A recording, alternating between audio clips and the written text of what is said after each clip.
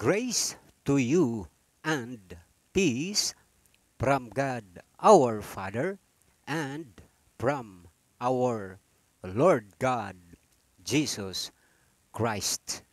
Our topic for the day we shall call There is no salvation with your monotheistic hybrid triune God. 2 Corinthians 6:14 to 18, Revelation 18:4, Luke 14:16 to 24, Matthew 22:1 to 10. What compelled the Father to revise the Old Testament? Hebrews 8:7 to 13, through Jesus Christ, the former Yahweh, the God of the Old Testament, was because the Jewish religion had become ideologically monotheistic when the scribes and the Pharisees were hands-on it during the 400 silent year gap from Malachi to Matthew. And even until now, it remained to be so. So came the New Testament, which opened up salvation to everyone who is willing to acknowledge the theology of Jesus Christ, which is the gospel of the kingdom, Matthew 24:14, which is the everlasting gospel, Revelation 14:6, as the sole basis for salvation sa kasalukuyan, na ang Diyos ay dalawa, hindi singular, namely God the Father and likewise the Lord Jesus Christ, which are jointly sharing one and same Godship ever since from the very beginning of their coexistence, though both of them had neither beginning nor ending. Psalm 92, compare Hebrews 7:3. Basta nalaman na lang natin through the Bible that they are coexistent, that they coexisted when time was not yet, and even prior to simulat sa pool. Genesis 1:26a, John 1:1-2, Proverbs 8:22 to 31. But unfortunately, Judaism religion had outrightly rejected without remorse the theology of Jesus Christ by crucifying Jesus Christ. Dahil sa ganang kanila ay nag-iisa lang talaga ang kanilang Diyos. Ang masaklap, di nila alam na ang kanilang dinodiyos ay si Satanas pala. The pronoun I of Isaiah 14:13 to 14, which is why that in spite of the fact that the Father and likewise Jesus Christ had personally, verbally, and directly introduced themselves to them as recorded in the Synoptic Gospel, Matthew, Mark, Luke, and John, hindi pa rin nila kinikilala ang authenticity ng unbreakable tandem godship ng mag-amang Diyos. And since sumunod ang Christendom sa footprints ng Judaism religion in 65 CE with their modified hybrid triune God, but still a singular or a monotheistic God. Therefore, the Father and Jesus Christ were left with no other option but to totally reverse soteriology in form and substance. Inalis na talaga ng mag-amang Diyos ang kaligtasan sa anumang church at relihiyon. 2 Corinthians 6:14 to 18, Revelation 18:4. For all churches and religions of the world had one thing in common. Their DNA is one and the same. Their God is singular and therefore monotheistic.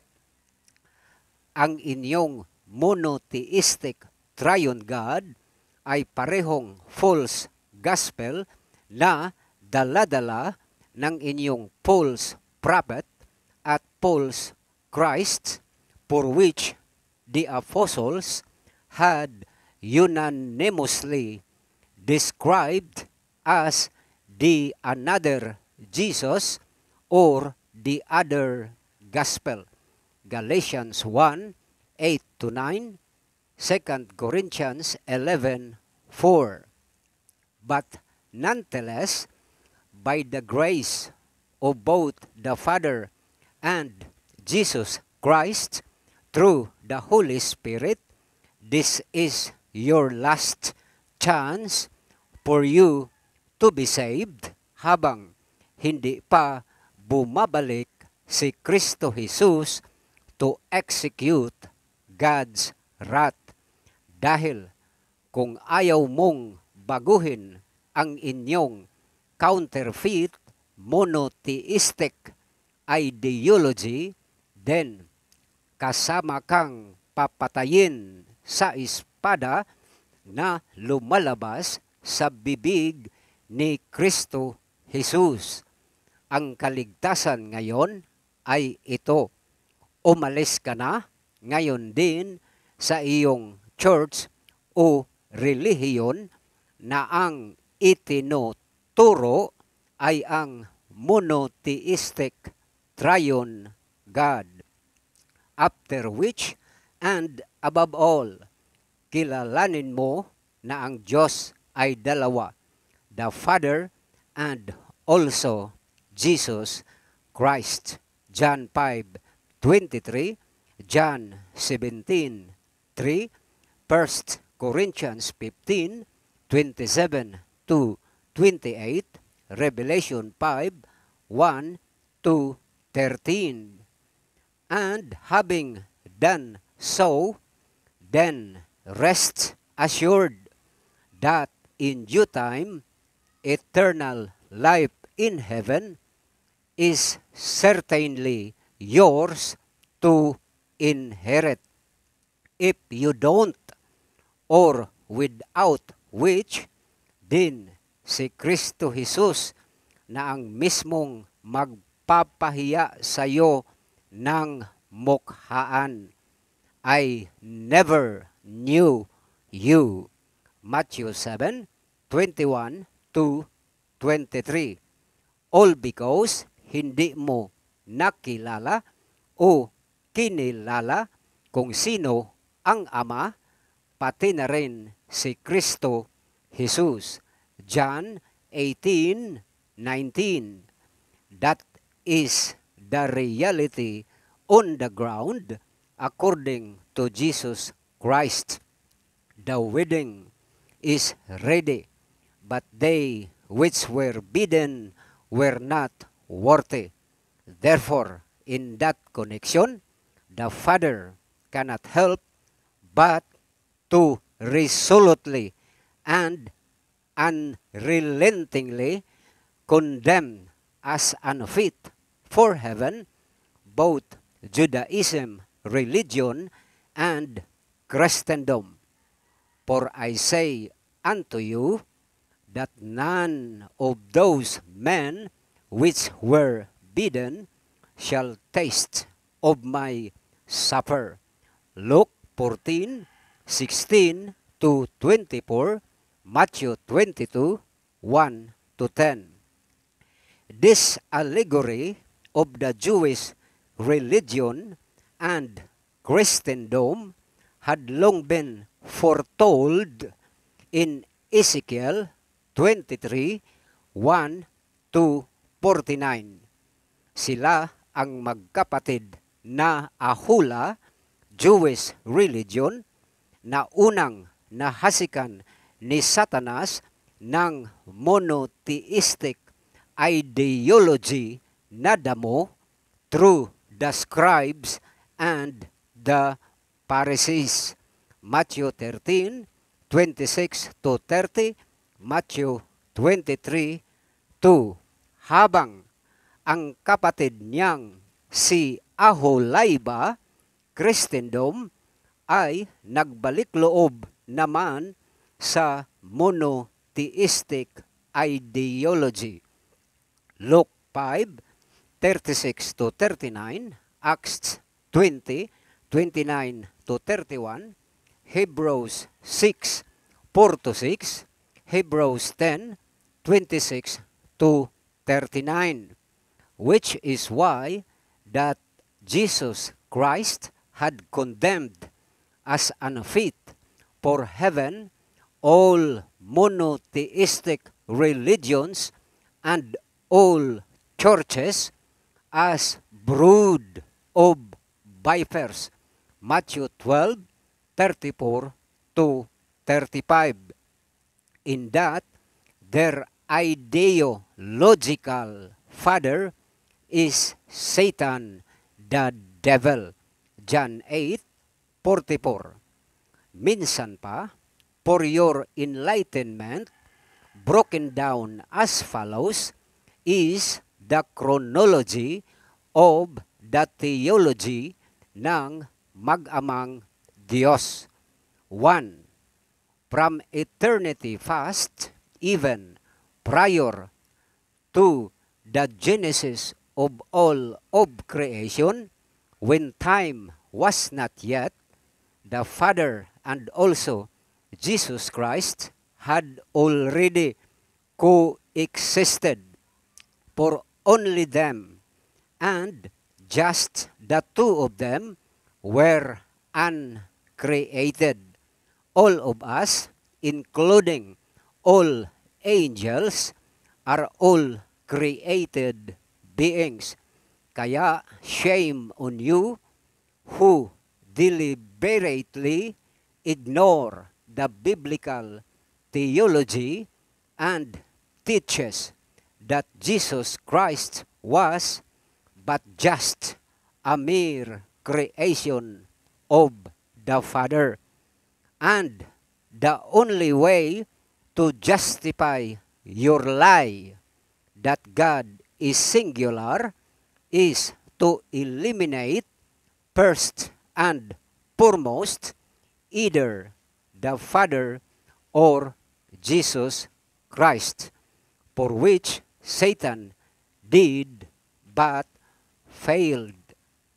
For he didn't know, for his wisdom turned foolishness is only 1/3 of the double infinite wisdom of both the Father and of Jesus Christ, that Jesus Christ was unkillable, being uncreated.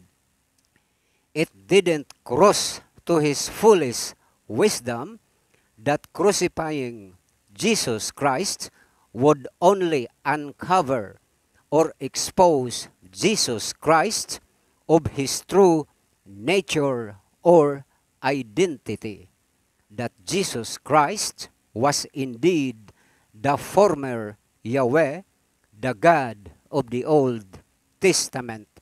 Ganyan kabubo at katanga si Satanas, at bobo rin kayo at tanga talaga kung mananatili pa rin kayo dyan sa inyong monotheistic triune God ideology. 2. From Genesis to Malachi was the actual Godship of Jesus Christ as the former Yahweh, as the Father had delegated him his Godship. Genesis 41:40, Psalm 110:1. 3. From Matthew to Acts 1 was the actual Godship of the Father, while Yahweh ay nagkatawang tao bilang si Kristo Jesus. Philippians 2:5-11. 4.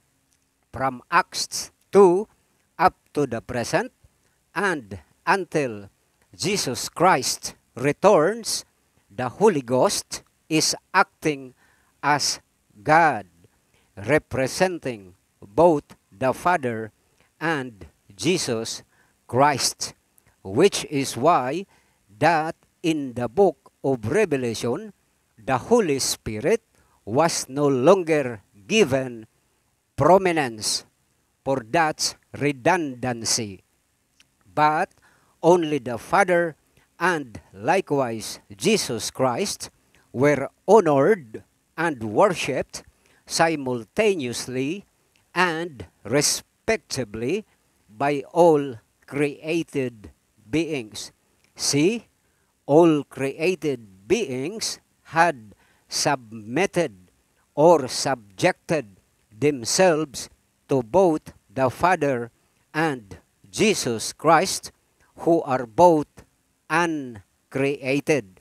Now you see that God is not singular, but plural. Revelation 5:1-13. 5.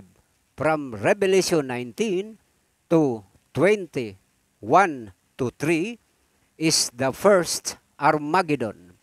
Lalabas si Kristo Jesus as a full-fledged, prophesied Messiah to execute God's wrath. He will slay everyone with the sword that comes out from his mouth, na ang kinikilala at sinasambang Diyos ay si Satanas, ang inyong monotheistic triune God. Kanyang ikukulong si Satanas sa bottomless pit for 1,000 years at kanya ring ihagis ng buhay ang halimaw na US President kasama ang kanyang associate na false Christ, ang inyong Santo Papa sa impyerno. 6. Thereafter, the millennial reign of Jesus Christ will commence, whose headquarters is at the present Jerusalem. After the millennial reign of Jesus Christ, Satan will be released from prison to deceive the whole world once more, but for the last time. He, kasama ng sindami ng buhangin sa tabing dagat na sangkatauhan, ay kanilang papaligiran at didigmain si Kristo Jesus with the millennial saints sa Jerusalem. But out of the blue, at that critical and decisive juncture, God the Father himself, as a consuming fire, will execute final justice and judgment and devour them all. That is the second or the final Armageddon. Revelation 20:7 to 10. God the Father himself ang mismong maghagis ni Satanas sa impyerno at doon magsama-sama na magpakailanman ang inyong unholy Trinity, Satan, a U.S. President, and your Roman Catholic Pope. 8. Then follows eternity. Kayo, tayo, na ang Diyos ay ang mag-amang Diyos, the Father, and also Jesus Christ, ay sa salangit forever and ever. Ngunit sila na ang Diyos ay ang kanilang monotheistic triune God na si Satanas ay sasa impyerno magpasa walang hanggan, nililitson ng buhay at kinikiliti painfully ng uod na di namamatay araw at gabi 24/7. Lagi ninyong tandaan na dalawa nga ang Diyos. Ang Ama hanggang ngayon ay nananatiling invisible and only at the real time of Revelation 5 shall He show up of Himself, His very self, to us all, of His actual image and likeness. But as for Jesus Christ, which is the image of the invisible God the Father, the former Yahweh, the God of the Old Testament, has had a dual nature or manifestations. He could be both a spirit but with a physical appearance, as in Genesis 1:26a, as a burning bush, Exodus 3:2, and showed his back parts to Moses, Exodus 33:23, or like one of us, as he visited to Abraham, Genesis 18:1-33, when he resolved Jacob and renamed him Israel, Genesis 32:28, or as the Son of God when he rescued Shadrach, Meshach, and Abednego, Daniel 3:25, or as a spirit when he called up Samuel, 1 Samuel 3:1-21. And last but not least, Yahweh became Jesus Christ until 33 CE. Ano? Singular pa rin ba ang inyong Diyos? Then remember this above all. Si Kristo Jesus as the Messiah ay armado ng espada na lumalabas sa kanyang bibig, whereas God the Father is a consuming fire. At kung ayaw nyo pa rin paniwalaan ang gospel truth na ito, that Jesus Christ is the Father's forever and ever ear, dahil dalawa nga silang Diyos, which are co-existent, co-eternal, and uncreated both, then i-share mo ito sa iba para sila na lang ang maligtas, at sa kanilang pagkaligtas, certainly ikaw man ay ligtas na rin as your reward from the Father and Jesus Christ. Proverbs 11:30. Compare Philemon 1:1-21. Minsan pa, your monotheistic triune God ay walang iba kundi si Satanas mismo. Yours truly, God's workman. God bless.